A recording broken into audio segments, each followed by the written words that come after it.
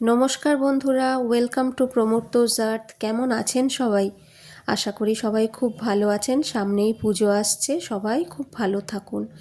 দেখুন, আজকে একটা নিরামিষ রেসিপি নিয়ে চলে এসেছি, ওলের রেসিপি। এর আগের দিন আমি ওল ভাতে কীভাবে সর্ষে বাটা দিয়ে মেখে টেস্টি করে খেতে হয় লেবু কাঁচা লঙ্কা সহযোগে, সেটা দেখিয়েছিলাম।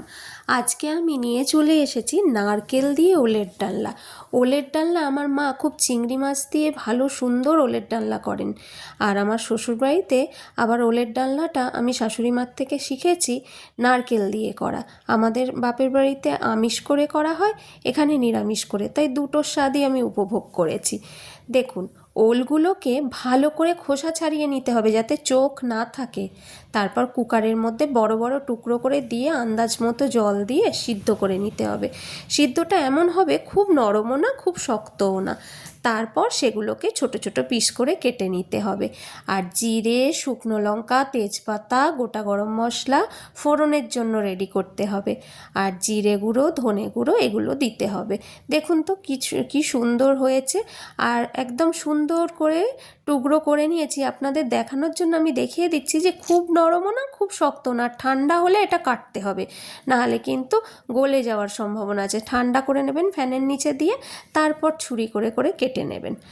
আর নারকেল নিয়েছি, আদা নিয়েছি, টমেটো নিয়েছি, জিরে গুঁড়ো, ধনে গুঁড়ো, হলুদ গুঁড়ো, এমনি অল্প লঙ্কার গুঁড়ো, কাশ্মীরি লঙ্কার গুঁড়ো, কাঁচা লঙ্কা, নুন, মিষ্টি, ঘি এগুলো সবই লাগবে। চিনি দিতে হবে, ঘি দিতে হবে, সবই লাগবে। নুনটা আপনাদের পরিমাণ মতো দেবেন। আর আলুগুলোকে আমি টুকরো টুকরো করে ভালো করে কেটে নিয়েছি। এবার এই ওলের প্রসেসটা দেখানোর পর চলুন ধীরে ধীরে রান্নাটা শুরু করা যাক, নাহলে আবার বেলা হয়ে যাবে, বাচ্চাকে খেতে দিতে হবে। আমার বাচ্চা আবার এই সমস্ত সব রান্না খেতে খুব ভালোবাসে। ফোড়নে ভালো করে তেলটা গরম হয়ে গেলে সব কিছু আমি একসাথে দিলাম। দিয়ে ভালো করে যখন জিরেগুলো ভাজা হয়ে যাবে, শুকনো লঙ্কাটা একটু শক্ত হয়ে আসবে, তখন আমি আগে থেকে কেটে ধুয়ে রাখা আলুর টুকরোগুলো দিয়ে নিলাম। দিয়ে তেলটা একটু বেশি দিতে হবে, কারণ ওল তেল টানবে। ওল যখন দেওয়া হবে তেলটা মনে হবে যেন শুষে নিয়েছে। আলুগুলোকে অল্প নুন হলুদ দিয়ে চাপা দিয়ে দিয়ে ভালো করে ভাজতে হবে। এমনভাবে ভেজে নিতে হবে যে যেন মোটামুটি 70% মতো ভাজা হয়ে যায়। এবার আমি ওলগুলো দিয়েছি, দিয়ে ওলগুলো আলুগুলো একসাথে নাড়তে থাকলাম।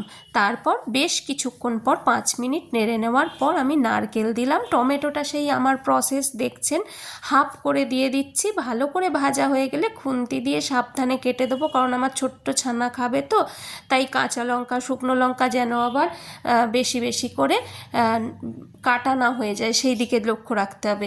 শুকনো লঙ্কা কাঁচা লঙ্কা বাঁচিয়ে আমি টমেটোটাকে পেস্ট করি খুন্তি দিয়ে দিয়ে, সেই প্রসেসটাও আমি দেখিয়ে দেবো।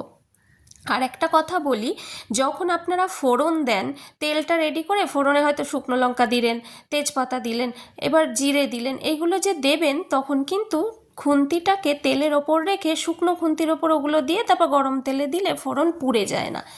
আগে থেকে যে মশলাগুলো আমি রেডি করে রেখেছিলাম আপনাদের বললাম, জিরে গুঁড়ো, ধনে গুঁড়ো, কাশ্মীরি লঙ্কার গুঁড়ো, এমনি লঙ্কার গুঁড়ো, নুন, সেগুলো অল্প জল দিয়ে ভিজিয়ে রাখলে মশলার টেস্টটা খুব ভালো হয়। এবার এর মধ্যে আমি সেটা দিয়ে দিলাম, দিয়ে ধীরে ধীরে গ্যাস কমিয়ে কমিয়ে নাড়াতে থাকলাম যতক্ষণে তেল ছেড়ে দেবে। যদি ভালো করে কষা না হয়, কাঁচা মশলার গন্ধ ছাড়ে, সেটা কিন্তু একদম ভালো লাগে না। আলু দেখুন প্রায় সেদ্ধই হয়ে এসেছে।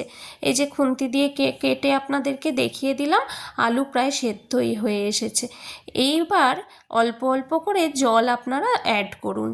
জল অ্যাড করে তারপর চাপা দিয়ে রাখতে হবে বেশ কিছুক্ষণ। প্রথমে হাই ফ্লেমে রেখে একটু ফুটে গেলে তারপর মিডিয়াম কিংবা লো ফ্লেমে রেখে, ওলটা তো আগে থেকে সিদ্ধ করাই আছে তাই জলটা খুব বেশি দেবেন না।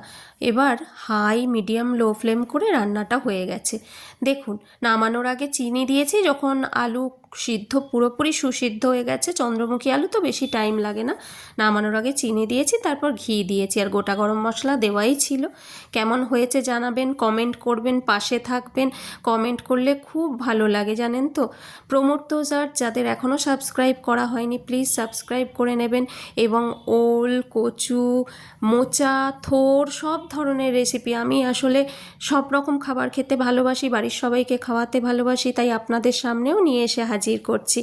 আপনারা খুব ভালো থাকুন, খুব ভালোভাবে কমেন্ট করবেন কেমন। নমস্কার।